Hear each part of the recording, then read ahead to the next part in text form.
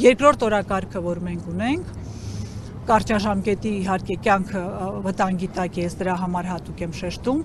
երկրորդ օրակարգը երկարաժամկետ է, մեր բոլոր 23 գերիների տուն վերադարձի մասին է։ Սիրելի ժողովուրդ, ամեն անգամ շաբաթը մեկ դատավարություն է, տեսնում ենք նորից նկարներ ու գնում տուն։ Այս կառավարությունը պիտի իմանա,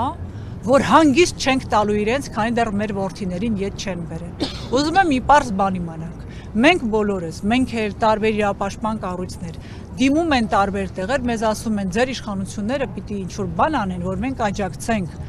Նրանք ասում են մենք կառուցողական երկխոսության մեջ ենք եւ այս օրակարգը գիտեք խաթարում է այդ կառուցողական հարաբերությունը։ Խաղաղությունը թղթի վրա չի լինում։ Եթե դու քո հայորդուն ունես Բաքվի բանտում,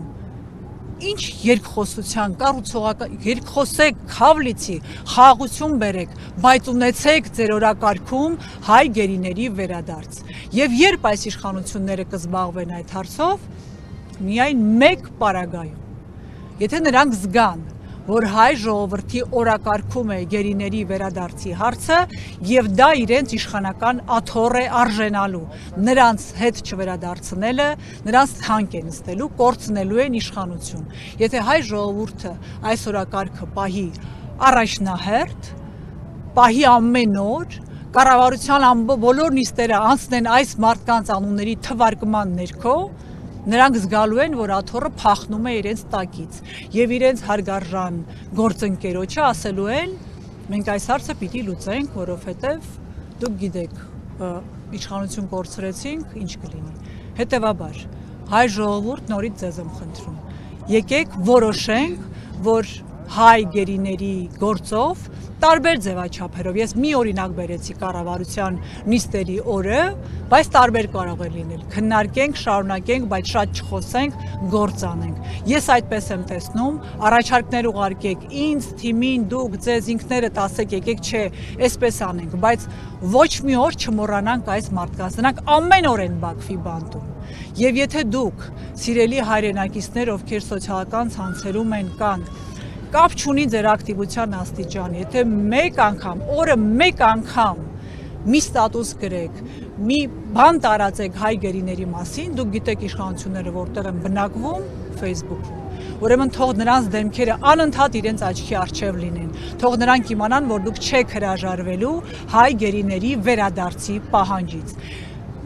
Փաշինյանի ստատուսները ձվածեղի մասին տակ դրեք հայ գերիների նկարները, թող նա տեսնի, որ դուք գնալու եք այս օրակարգի ետևից։ Կան տարբեր օրակարգեր, անքննելի է, թե ինչ խայտառակ կառավարում է տեղի ունենում։ Եկեք տարբեր ցույցեր անենք, հարկերի դեմ, ինչի դեմ կուզեք, բայց առաջնահերթը երկրորդականից եկեք տարբերենք։ Ու ոչ մի րոպե չանտեսենք ու աչքաթող չանենք Բաքվում գտնվող հայ գերիների հարցը։ Միայն այս ձևով է հնարավոր, որ իշխանությունը տեղից շարժվի, վտանգ տեսնելով իր աթոռին եւ նաեւ միջազգային կառույցները, որոնք նաեւ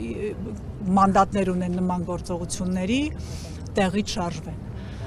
Հիմնականում, այո, ավարտեմ, հարցի հնարավորություն կտամ։ Հիմնականում սա է իմ ասելիքը, նաև մեր ընկերացել ենք Լևիկ Խաչատրյան, նույնպես հացադուլի մեջ է, ես նրան էլ պիտի խնդրեմ միասին արդեն ակտիվ փուլ մտնենք, ես հուսով եմ նայել իր պայքարը, տեսեք, մի հոգի իր որոշմամբ որոշել է հացադուլ անել ու պայքարել, մի հոգին եղանակ է փոխում։ Տեսեք ինչ կատարվեց հիմա այս ամենի արդյունքում, կուզեմ նաև ամփոփելով սա խոսենք։ Աշխարհում նաև ՄԱԿ-ը հայտարարություն արեց, դուք բոլորը դա տեսաք։ Եվրոպական պարլամենտում բանաձև է քննարկվում այսօր, որը վաղը պիտի ընդունվի, եթե դուք կարդաք դա այն բոլոր պահանջներն է, որ մենք բազմիցս ասում ենք, այդ թվում նաև Ադրբեջանի եւ առանձին պաշտոնյաների նկատմամբ պատժամիջոցներ, որ Եվրոպական միության համար նախապայման պիտի լինի հայ գերիների ազատ արձակումը, նրանց Ադրբեջանի հետ համագործակցություն շարունակելու։ Մենք պիտի սանկցիաներ պահանջենք եւ նաև Գերագույն խորհուրդը Գերագույն հոգևոր խորհուրդը նույնպես հայտարարություն արեց, դիմեց Ռուբեն Վարդանյանին եւ տարբեր կառույցներ արդեն ձայն են հանում։ Սա ինչ է նշանակում, սիրելի ժողովուրդ։ Այո, մեթոդները տարբեր են, արդյունավետությունը քննարկելի, բայց ես առաջարկում եմ մեզ բոլորիս, եկեք այլևս չքննարկենք, իսկ սա կօգնի կարող է օգնի, կարող է չօգնի։ Մեր անելիքը անենք։ Ինչպես Ռուբենն է ասում, մենք մեզ համար ենք անում։ Եկեք զգանք, որ այդ մեր մասին է, մեր արժանապատվության, դուք ձեզ համար եք հացադուլ անում։ Ես իմ ընկերները, մենք մեր ցավից ենք արել, ջղայնությունից։ Եկեք ամենքս մեր անելիքը անենք ու կտեսնեք, որ բան է փոխվում։ Եկեք ճեղքենք այս անտարբերության, մոռացության պատը։ Ինչպես ասում է Ռուբենը, անտարբերությունը ամենամեծ մեղքն է, պարզվում է, եւ նա իր լուրջ ճիչով բոլորից դասեր է տալիս։ Եվ ես համոզված եմ, որ անգամ այն կադրը, որ բոլորդ տեսել եք, ժպիտը մի տեսակ նայում է եւ համոզված եմ համարյա, որ նա նայում էր այն մարդուն, ով իր դեմ ցուցմունք էր տալիս կարեկցանքով ու ներողամտությամբ։ Եկեք լինենք այդպես ուժեղ, որոշենք պայքարել եւ դա անենք հետեւողական։ Ես շնորհակալ եմ նաեւ ձեզ բոլորիդ, որ միշտ լուսաբանել եք։ Ես համոզված եմ, որ մեր 4-րդ իշխանությունը, ի տարբերություն մնացած բոլոր 3 իշխանության 3 ճյուղերի ուզուրպացված չէ։ Դուք ազատ եք, դուք կարող եք ու դուք շատ բան եք կարող։ Եկեք միասին, ձեզ հետ միասին, սիրելի լրագրողներ, այս հարցը օրակարգից չհանենք։